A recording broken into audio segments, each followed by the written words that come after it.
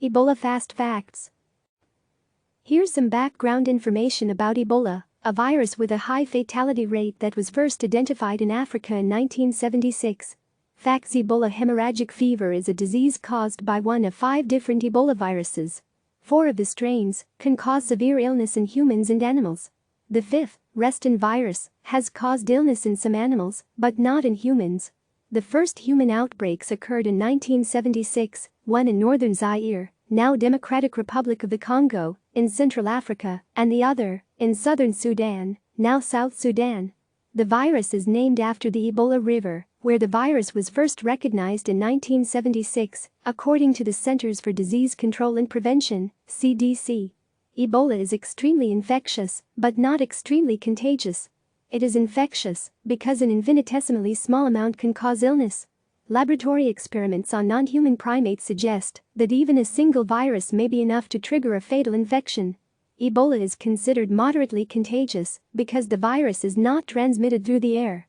Humans can be infected by other humans if they come in contact with body fluids from an infected person or contaminated objects from infected persons. Humans can also be exposed to the virus, for example, by butchering infected animals. While the exact reservoir of Ebola viruses is still unknown, researchers believe the most likely natural hosts are fruit bats. Symptoms of Ebola typically include weakness, fever, aches, diarrhea, vomiting and stomach pain.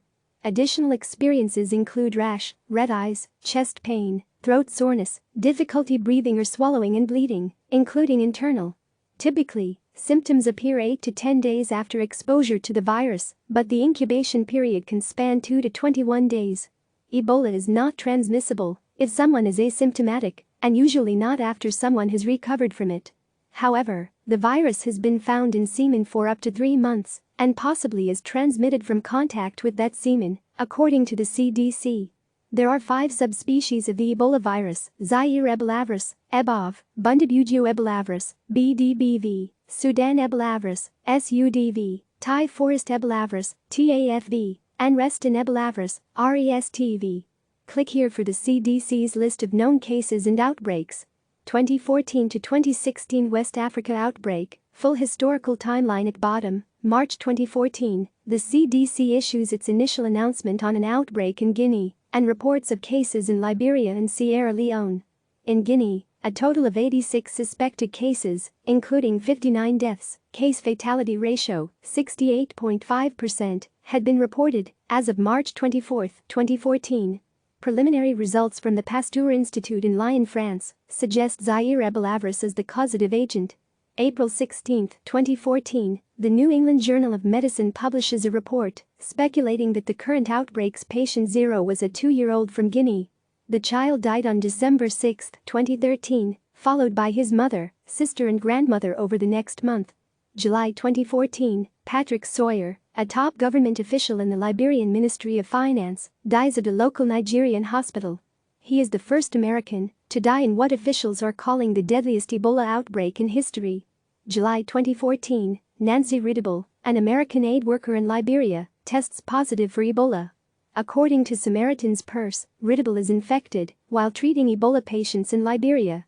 July 26, 2014, Kent Brantley, medical director for Samaritan Purse's Ebola Consolidated Case Management Center in Liberia, is infected with the virus. According to Samaritan's Purse, Brantley is infected while treating Ebola patients. July 29, 2014, according to Doctors Without Borders, Dr. Sheikh Umar Khan, who is overseeing Ebola treatment at Kanema Government Hospital in Sierra Leone, dies from complications of the disease. July 30, 2014, the Peace Corps announces it is removing its volunteers from Liberia, Sierra Leone and Guinea. July 31, 2014, the CDC raises its warning to level 3. It warns U.S. residents to avoid non-essential travel to Sierra Leone, Guinea, and Liberia. August 2, 2014, a specially equipped medical plane carrying Ebola patient Dr. Brantley lands at Dobbins Air Reserve Base in Marietta, Georgia. He is then driven by ambulance to Emory University Hospital in Atlanta. August 4, 2014, CNN reports that 3 top-secret, experimental vials of the drug, ZMapp, were flown into Liberia last week in a last-ditch effort to save Brantley and Ridable, according to a source familiar with details of the treatment. Doctors report significant improvement. August 6, 2014, Ebola arrives at Emory in Atlanta for treatment. August 8, 2014, experts at the World Health Organization, WHO, declare the Ebola epidemic ravaging West Africa an international health emergency that requires a coordinated global approach, describing it as the worst outbreak in the four-decade history of tracking the disease.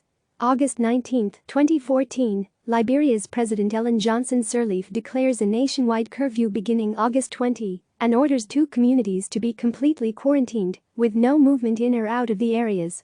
August 21, 2014, Brantley is discharged from Emory University Hospital. It is also announced that Ebola was released on August 19. The releases come after Emory staff are confident Brantley and Ebola pose no public health threat.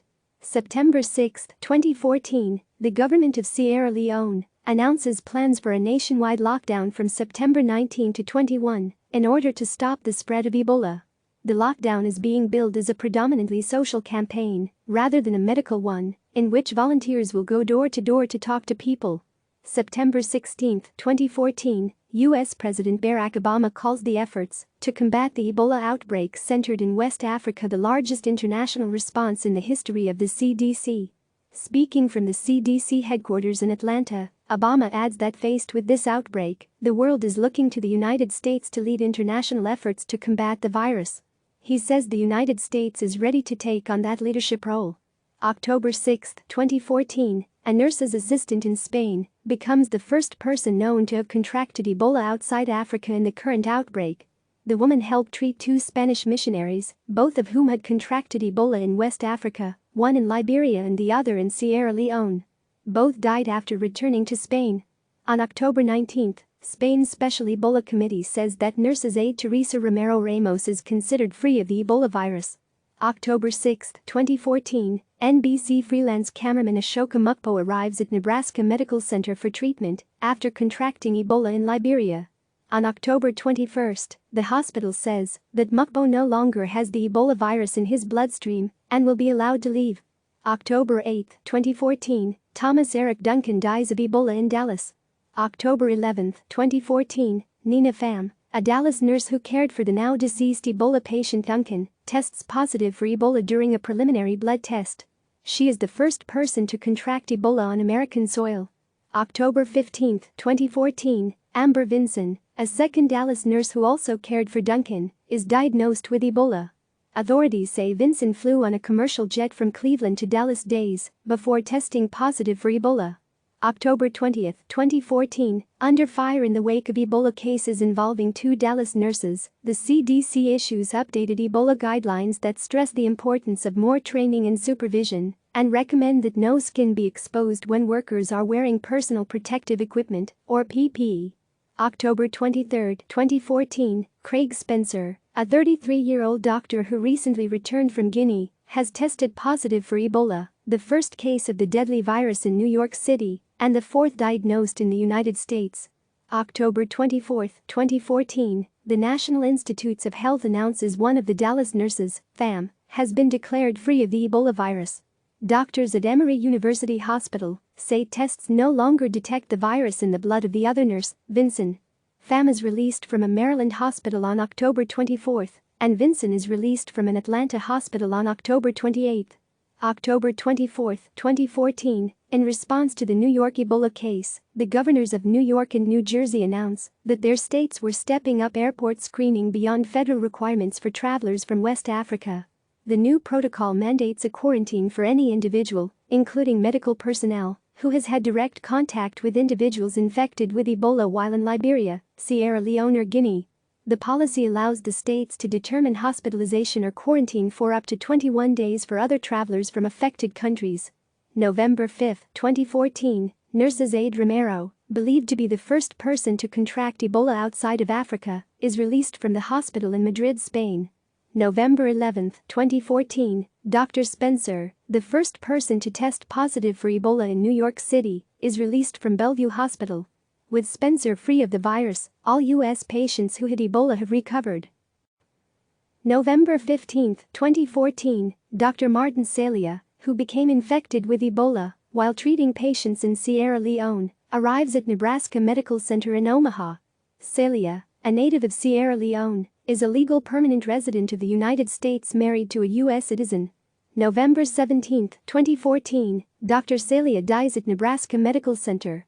December 24, 2014, the CDC announces that a technician will be monitored for 3 weeks after possibly being exposed to the Ebola virus at one of the agency's Atlanta labs.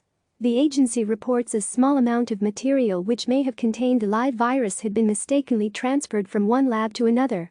December 2014, American Dr. Ian Crozier, who had been declared free of Ebola and released from Emory University Hospital in October 2014, finds the virus in his left eye. He had contacted the disease while working in Sierra Leone. Not at risk of spreading the disease, Dr. Crozier is treated and on his way to Liberia by early April 2015. January 18, 2015, Mali is declared Ebola-free after no new cases in 42 days. February 22, 2015, Liberia reopens its land border crossings shut down during the Ebola outbreak, and President Sirleaf also lifts a nationwide curfew imposed in August to help combat the virus. May 9, 2015, who declares an end to the Ebola outbreak in Liberia. More than 4,000 died. November 2015, Liberia's health ministry says 3 new confirmed cases of Ebola have emerged in the country. December 29, 2015, who declares Guinea is free of Ebola after 42 days pass since the last person confirmed to have the virus was tested negative for a second time. January 14, 2016, a statement is released by the UN stating that for the first time since this devastating outbreak began, all known chains of transmission of Ebola in West Africa have been stopped, and no new cases have been reported since the end of November. January 15, 2016, a new case of Ebola in Sierra Leone, in which the patient died, is confirmed by WHO and CDC. March 29, 2016, the WHO Director General lifts the Public Health Emergency of International Concern, FEIC, related to the 2014 to 2016 Ebola outbreak in West Africa. Timeline includes information about Ebola and other outbreaks resulting in more than 100 deaths or special cases. 1976, first recognition of the Ebola disease is in Zaire, now Democratic Republic of the Congo. The outbreak has 318 reported human cases, leading to 280 deaths. An SUDV outbreak also occurs in Sudan, now South Sudan, which incurs 284 cases and 151 deaths.